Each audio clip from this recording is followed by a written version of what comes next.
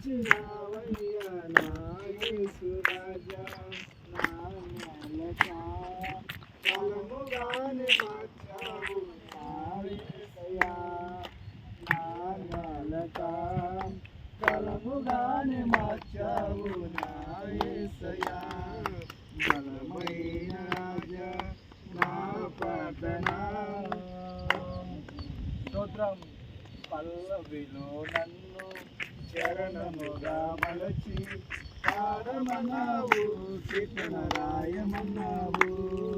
పల్లవిలో నన్ను చరణముగా మలచి పాడమన్నావు కీర్తన రాయమన్నావు.